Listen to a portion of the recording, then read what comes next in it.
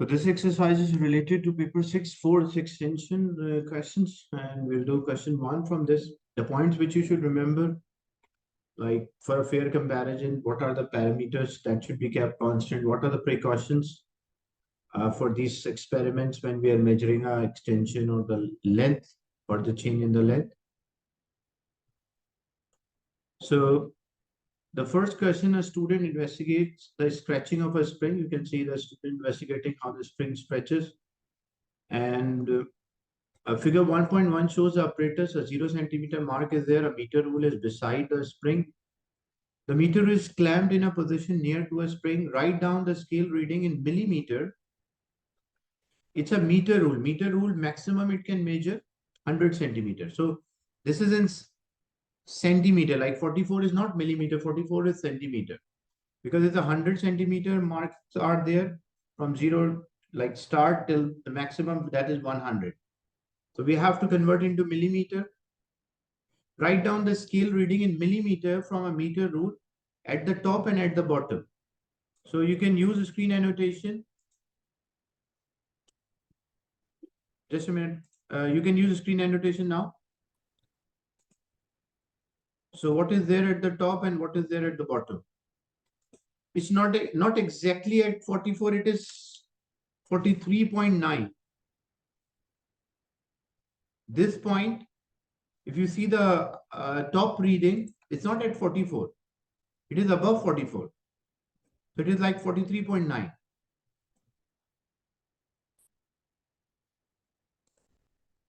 So 43.9, but we have to convert into, so this one is 43.9 centimeter, but the answer we have to write in millimeter. So we multiply by 10. So it will become 439 millimeter. And the bottom is like 45, 46, 7, 8, and 9. Like 0.1 is there. So 45.1, 45.2.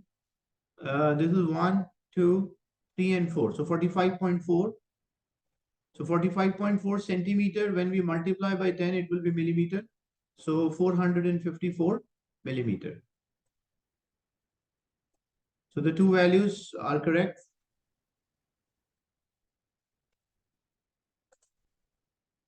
Yeah, every mark is 0.1 centimeter. By mistake, because I just thought it's written as 45, 46, but because between 44 and 45, there are 10 marks. So that's why each mark is 0.1 centimeter or 1 millimeter, you can also say. Use the two readings, calculate the L naught, the length of a spring.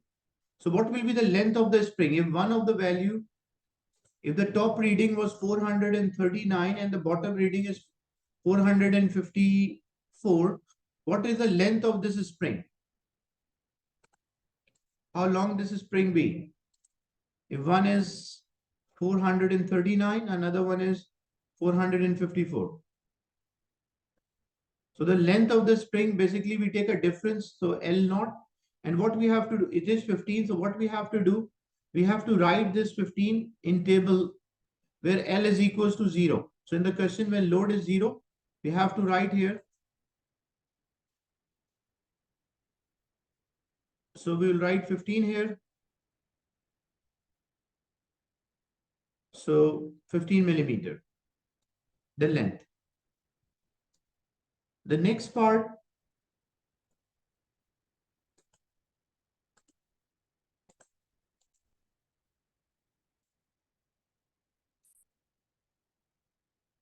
so this is 15. The next part we'll do in sequence, the extension here, that's correct. But then the student suspended the load 0.2 and from the spring, and he record the new length in a table, and extension is the new length minus the original length. This is question number 1 from topic force and extension. Force and extension ATP, question 1.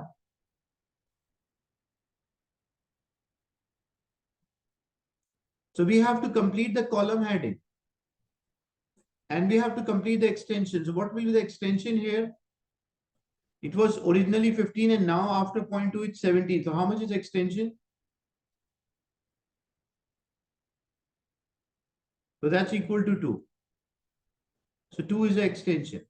Then we have to complete the column heading. Column heading means like the units here. We have the extension, but because the length is in millimeters, so extension should also be in millimeter. That's why we write E then slash mm, millimeter.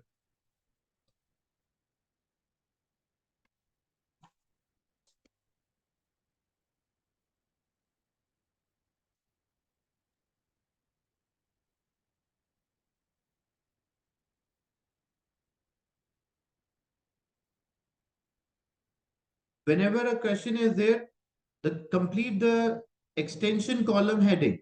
What is the meaning of a column heading? Column heading means unit. Because you're calculating an extension, how extension is calculated? Extension is the new length minus the original length is the extension. So the new length is 17 and the original length was 15. So 17 minus 15, that's equal to 2.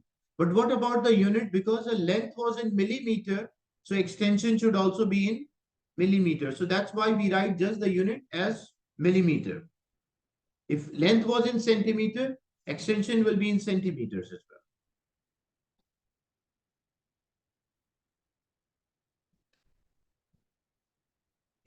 well. Why 2? Because if you see the original length, when nothing was attached to a spring, if there was nothing attached to a spring, it was having a length of 15. When we add a load of 0.2, so when a load of 0.2 or 0.2 is added, the length of the spring changes to 17. So how much the size has increased? So originally it was 15 and now 17 millimeter. So how much the size has increased? That's called extension. So it's equal to 2.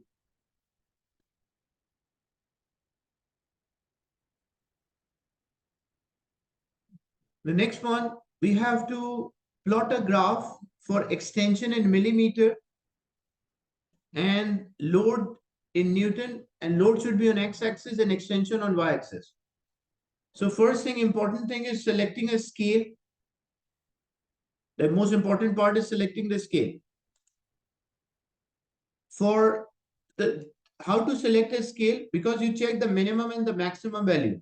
The minimum value is 0 for load and the maximum value is 1. So I want, and you, whenever you're plotting a graph, you should cover 70% of your graph paper. 70 or more than 70% of your graph paper, you should cover that.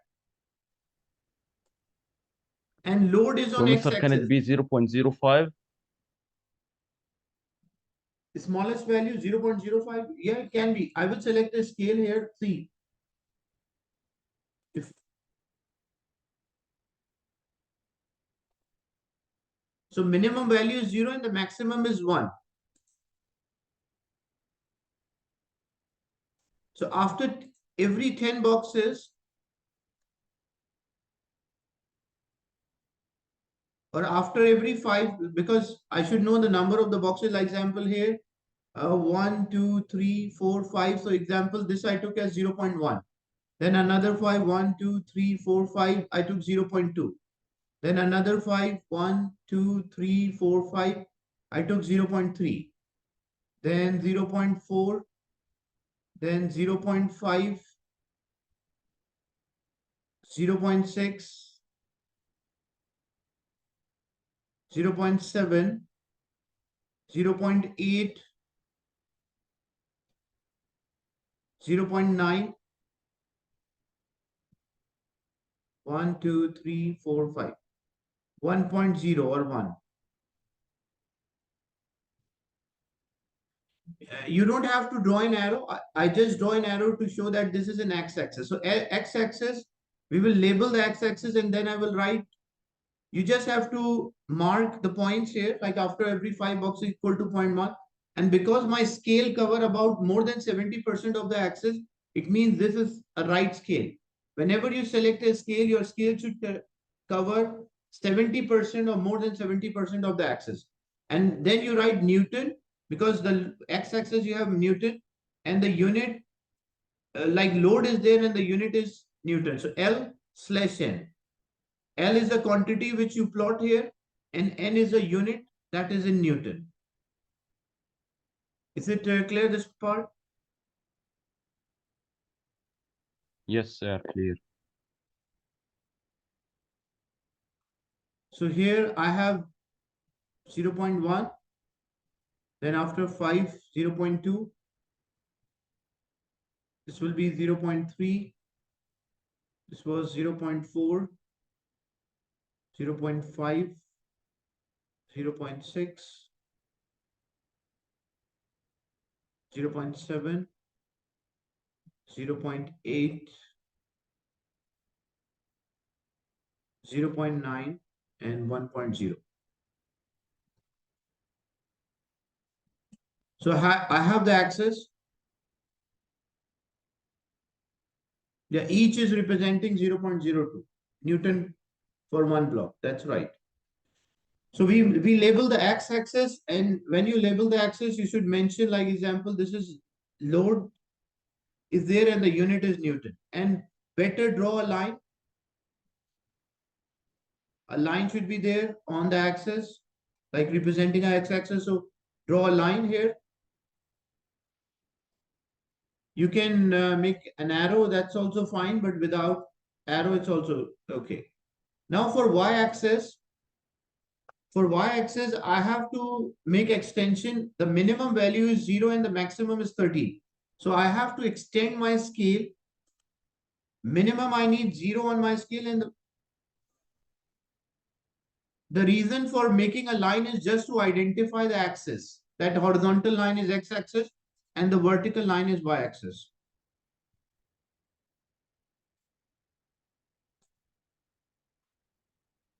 So I want from 0 to 13. So you have to select a scale.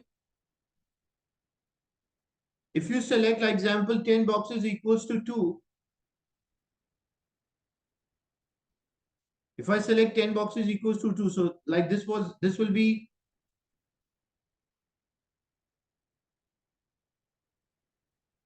this was 0 for x-axis as well as the 0 for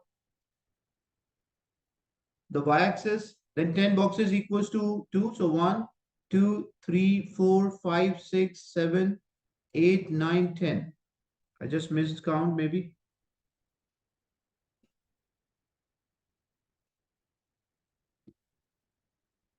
So if I select 10 boxes equals to 2,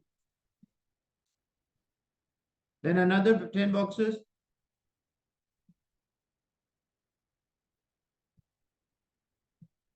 equals to 4.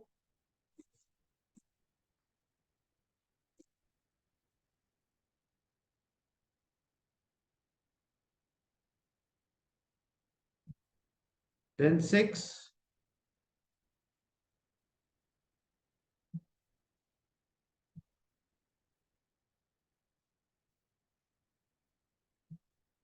Eight,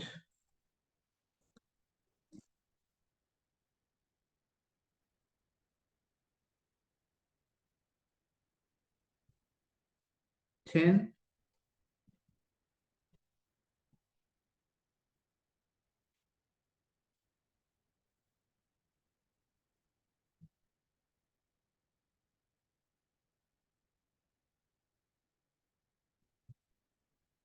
12, and then 14.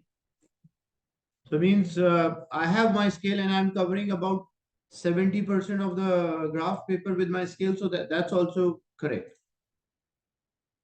And you should label the axis. So it is extension, and what is the unit of extension is in millimeter. So draw horizontal line to show an x-axis. Then draw the vertical line to show the y-axis. Now what we have to do, we have to plot the results on the grid.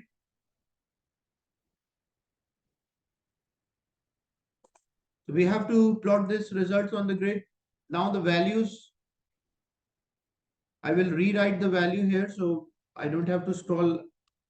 It is 0, 0, 0.2, 0.4, 0.6, 0.8, 1.0, and that is 2, 5, 8, 10, 13.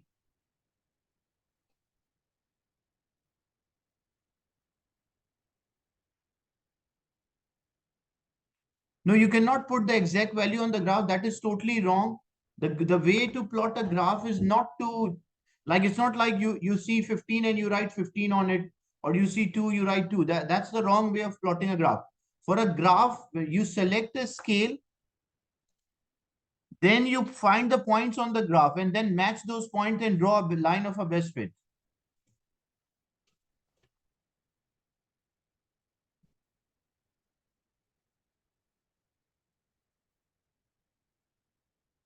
So first one, 0.2 and 2. Maybe because of a screen, my points might be up or down, but I will try to use the exact value. 0.4 and 5. So 0.4 and 5. So it will be 5 boxes above 4.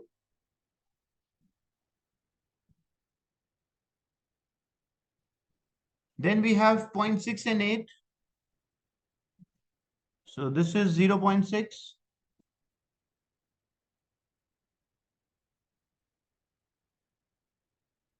Then we have 0.8 and 10.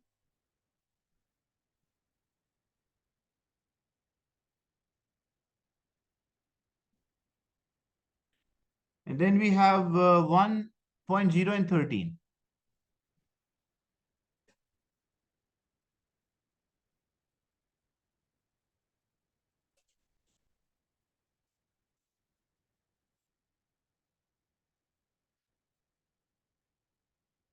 Here I took 10 boxes. I took 10 boxes equals to 2. So each box is 0.2. So it will be 4.2, 4.4, 4.6, 4.8, and 5. Because I took 10 box difference.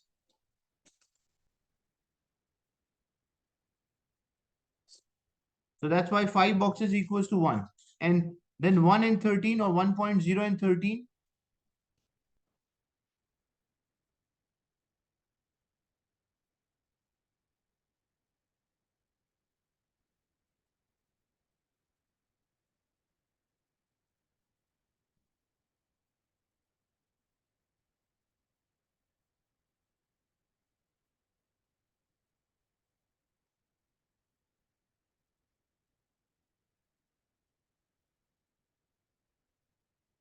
So this is 12. Then 1, 2, 3, 4, 5. So this will be 13.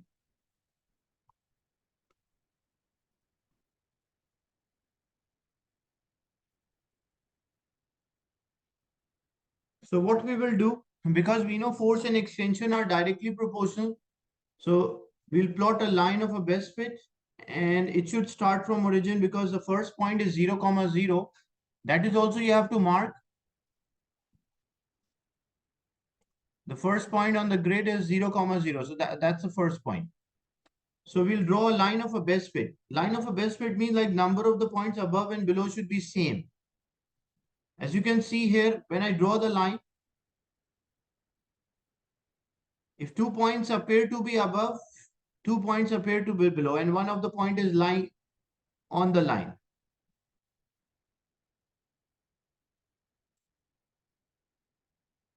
And it should start from origin.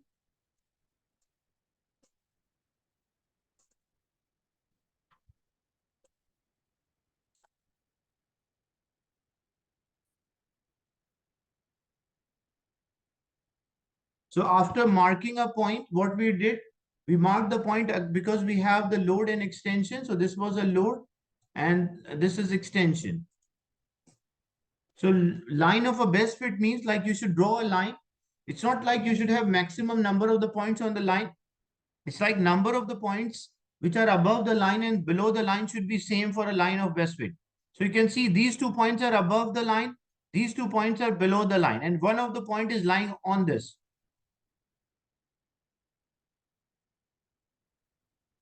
Because we know force and extension are directly proportional, so there must be a straight line. So we may have a point scattered. So what we do, we will draw a line of a best fit. Line of a best fit means like the points which are above the line and the below the line should be same.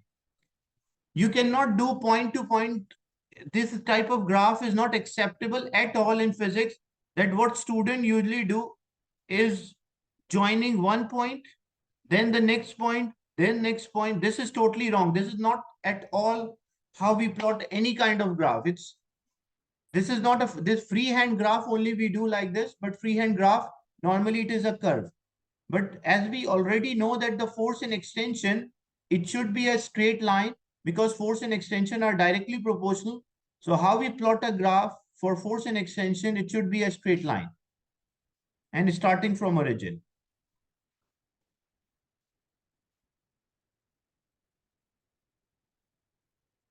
So why we choose line of a best fit? Because the points might be scattered. Because when the student did the experiment, there might be a parallax error. There might be like the ruler may not be vertical. Maybe the spring was vibrating when he was measuring the length. So he may not get the correct value because the errors are there, systematic or random errors. So due to the errors, the point will not never lie. Practical, theoretically, force and extension, the point should always be a straight, like point should lie on the line theoretically, but practically, because there are errors involved, so the points won't be in a straight line. There might be slight scattered a bit. So what you have to do, you have to draw a line of best fit. Is it clear, this part?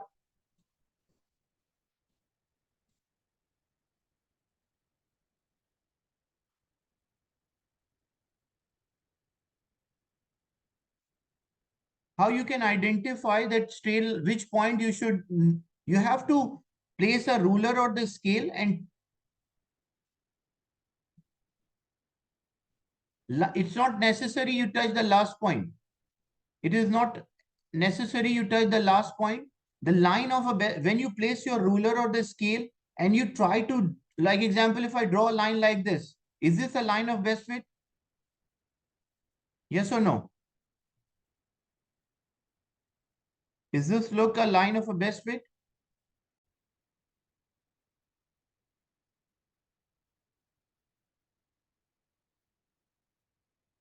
So when I draw a line of a best fit, it won't be a line. Like when I draw like this, it's not a line of a best fit. Why? Because all the points are below the line. If I draw a line like this, does it look like a line of best fit? No, because all the points are lying above the line. So when I join a line and I have equal number of the points above and below, it means that is my line of best fit.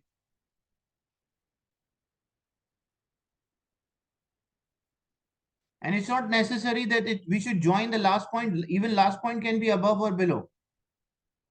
But the idea of a line of a best fit that we should have same distance or equal number of the points above and below. Is it clear, this one? Yes, sir, clear. Yes, sir.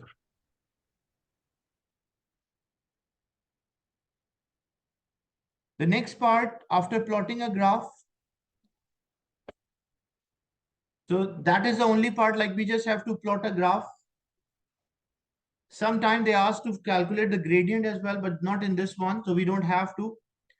The next one in figure 1.2 shows the unstretched spring and the spring with a load. On a figure, how distance L naught, L and E are measured. So L naught, that's good. L naught is the distance of the unstretched spring. L is the distance of we don't have to mention L naught again here. L naught you already mentioned. So L naught is a distance from of unstretched spring. L is the distance of the stretched spring. And what about the extension? You should measure the extension from the same point. Like example, if I'm measuring from the lower loop, so I'll mention from lower loop as well.